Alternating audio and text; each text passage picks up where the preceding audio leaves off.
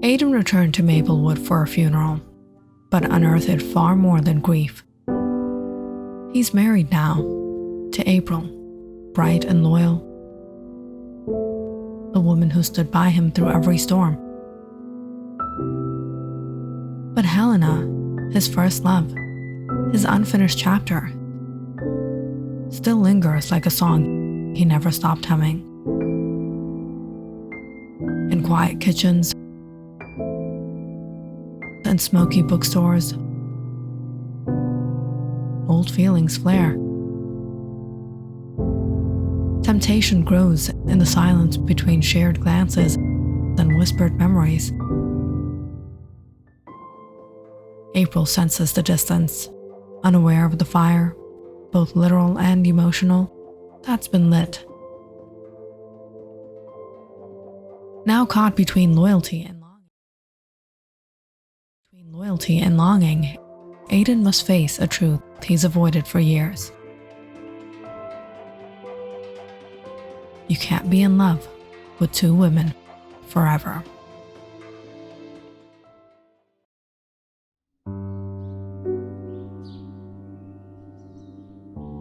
Perfection is only flawless from a distance.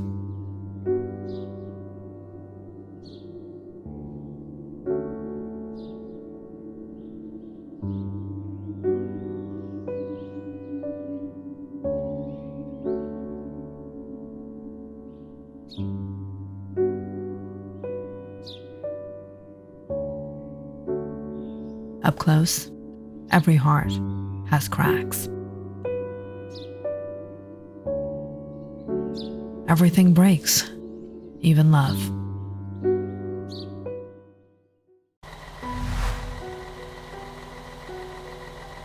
April sat stiffly on the worn-out bus seat, gripping the strap of her bag. She replayed the video over and over in her mind. Aiden, in Maplewood, trapped in a fire, and who was that woman with him? The bus hissed to a stop.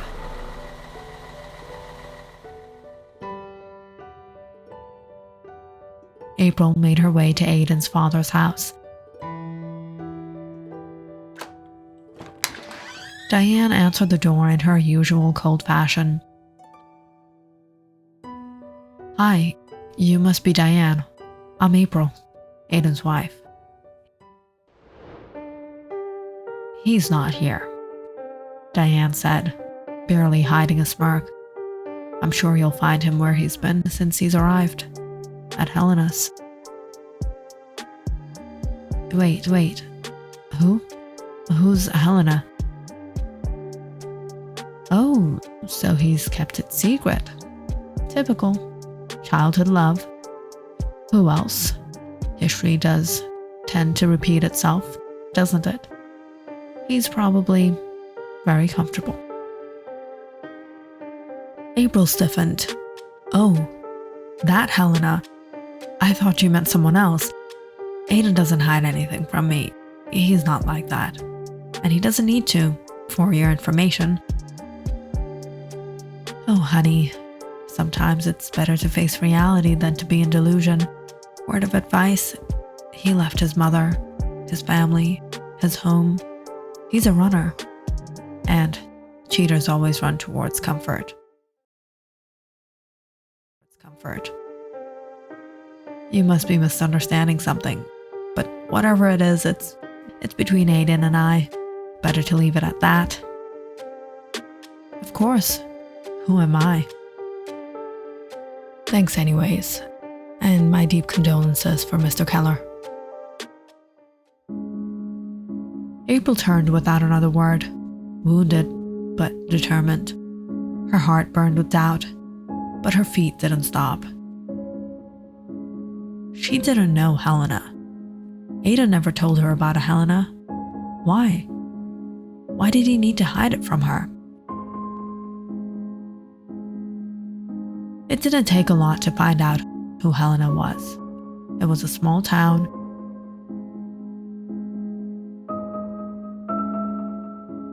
and April conveniently found the house.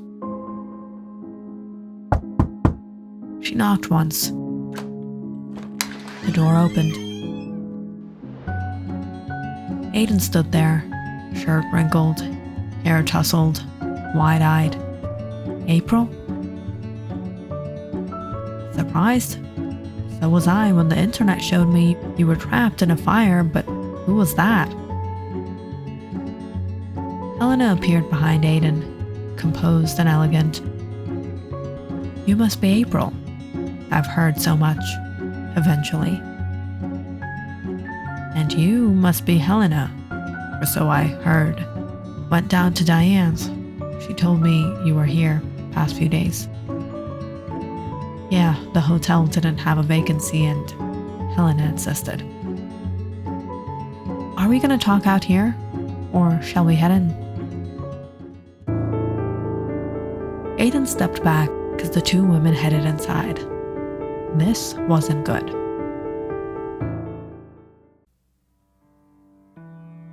They sat, Helena offering tea. April declined. She's beautiful. Damn it. Elegant in that effortless way. But she's stuck in the past. I was present. I built our life from scratch while she played guitar in bookstores. She's younger than I imagined. So loud in her love. But how strong is it if he still stares at me like that?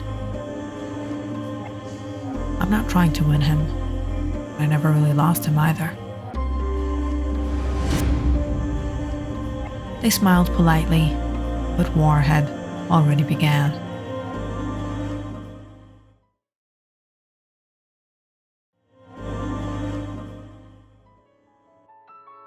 Are you alright?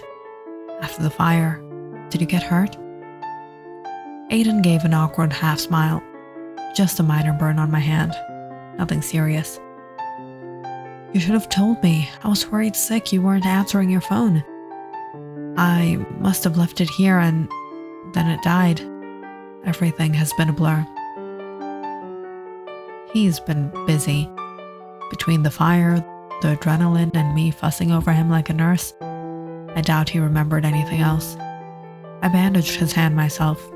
Fed him dinner last night too. Poor thing could barely use a spoon. April's face didn't falter, but the sting was visible in her eyes. She made her famous chicken soup and, yes, I needed help with the spoon, but I still managed dessert. That's so sweet of you, Helena. But he usually eats dinner over our Friday movie nights. I warm his socks in the dryer so they're cozy for him. He likes that. Well, shall we move to dinner? I cooked something a little more substantial tonight. They sat around the table. Helena set it with care, linen napkins, candles, even fresh flowers. April fumbled with her fork, and it clattered to the floor. Oops, you must be the gourmet. I'm the girl who microwaved cereal. It's refreshing, your chaos. I call it charm. Keeps Aiden entertained, don't you think? Helena calmly dabbed the corner of her mouth with a napkin.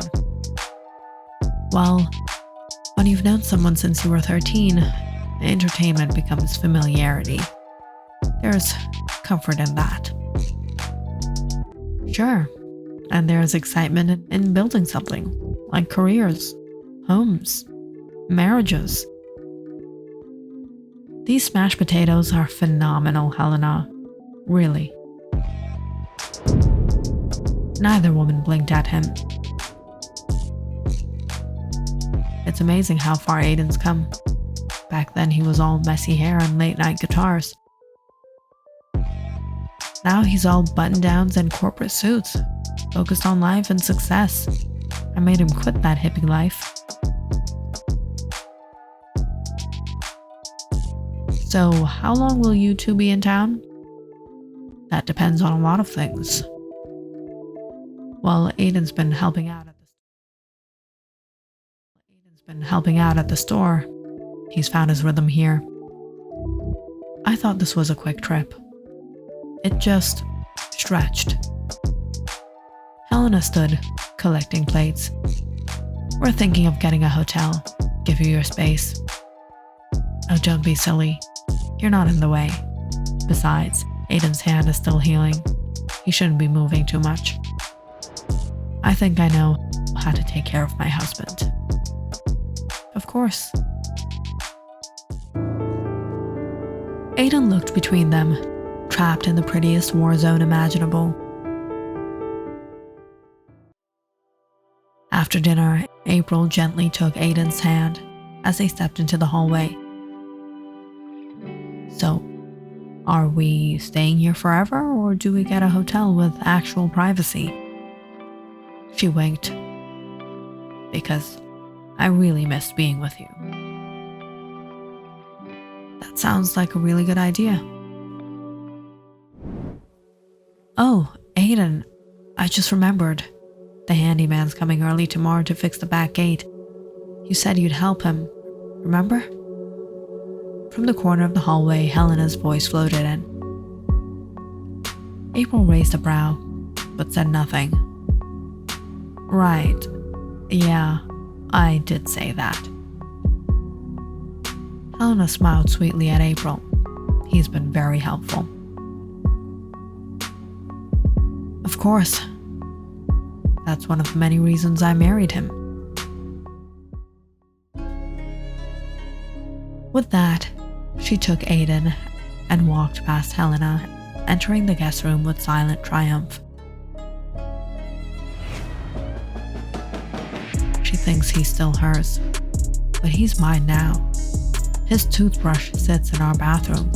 His mail comes to our place. And tonight, so will he. She may have his ring, but I know his heart still stutters when he looks at me. Let her win the night. The story's not over yet.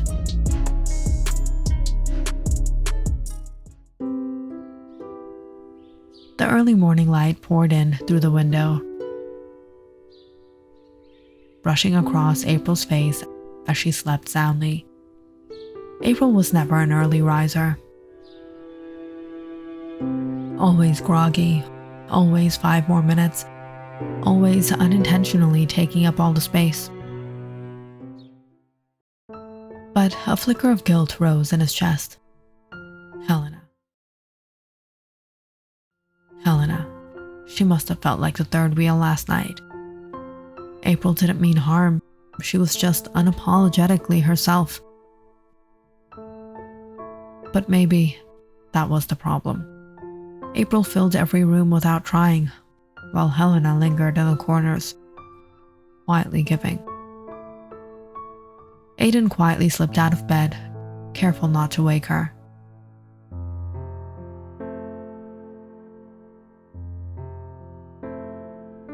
Morning. Coffee?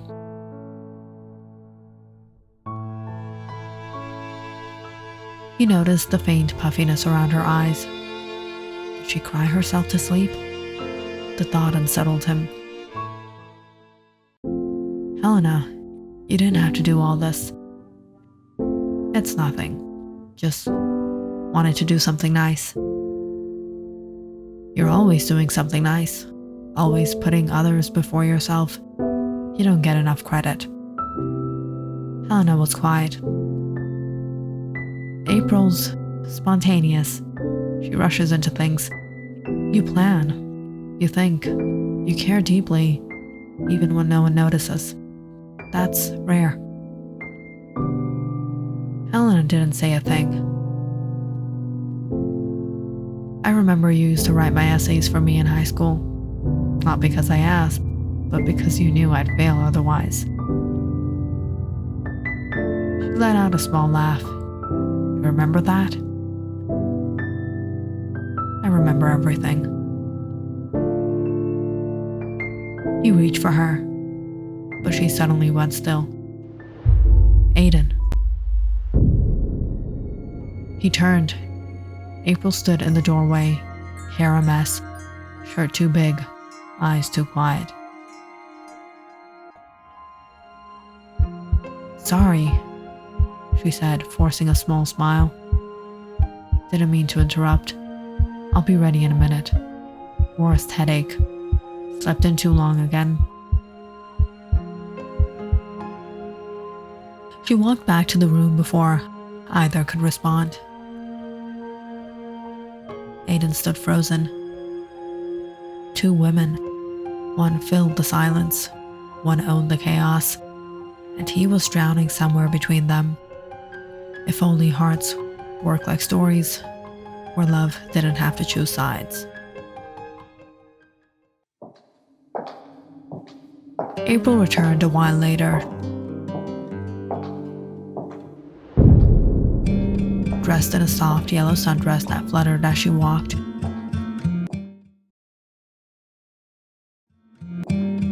Her hair cascaded in loose curls. For the first time, Aiden couldn't look away. How did I ever get this lucky? "You look like summer came early." "You're just saying that because you're starving." April glanced at the counter. "This looks amazing, Helena, but I was thinking maybe brunch out? You could show me the town, Aiden." Helena went through the trouble to cook. Helena quickly stepped in. "It's fine, really. I have to go to the bookstore anyway." "You sure?" "Yeah, sure." Helena walked down Maple Street, the wind tugging at her coat. The smile she wore earlier had faded. She had seen Aiden look at April this morning. Really look at her. The old warmth she had once known now belonged to someone else.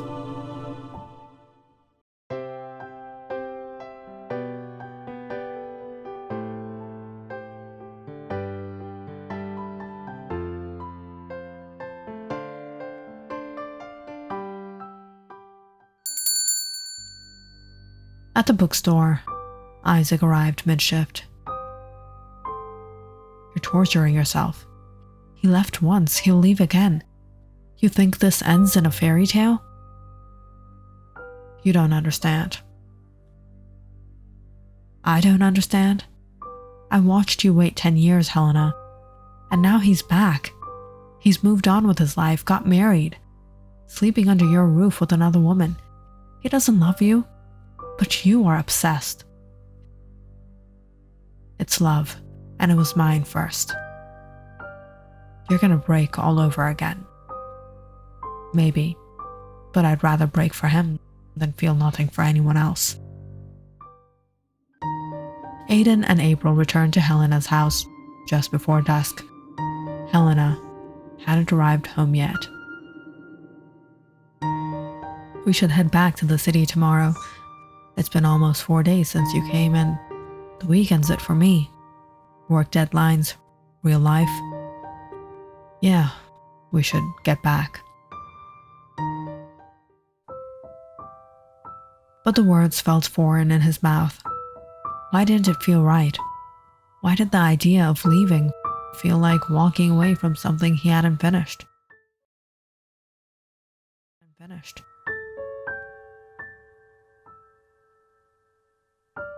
"I'm heading into the shower." "Take your time." April hummed and headed for the shower. Left alone, Aiden wandered the home, slow steps echoing through Helena's memories. He ran his hand over a shelf, eyes catching framed photos of their younger selves, a drawing she once made of them at the lake, the old ceramic bowl they bought from a flea market. All these fragments she'd kept and carefully placed around the house while he had moved on. married, built something else.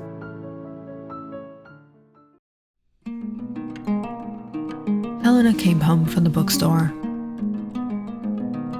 April greeted her with a sweet smile as she sat by Aiden's side. "You miss me?" "Not now, April." Aiden didn't reciprocate. Helena noticed. "I hope you two had fun." "We did. Maplewood's adorable. Almost makes you want to give up city life." "It has its charm, but Aiden prefers the city more, don't you?" "It's not like that. My head is hurting. I think I'll call it a night." "I'll serve up dinner."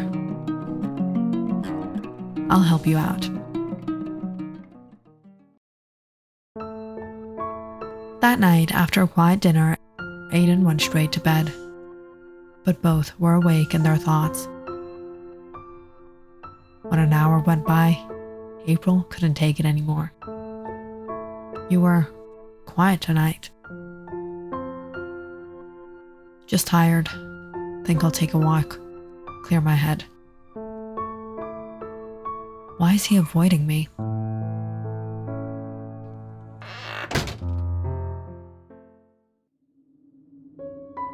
He stepped outside. In the backyard, he spotted Helen on the swing. "You still love this spot?" "I never stopped. It's the only place that never left." "Helena, don't misunderstand me. You were my whole world then.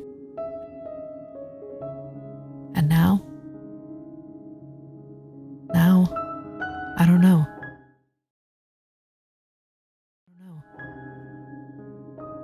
But this still feels like home. We still have a chance. I think I never stopped loving you."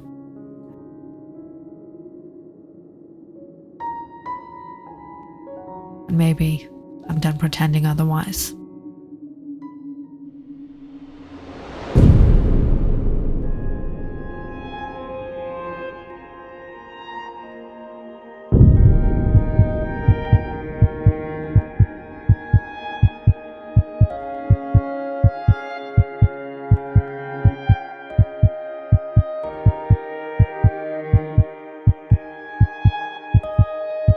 Click on the subscribe button and check out more awesome videos on our channel.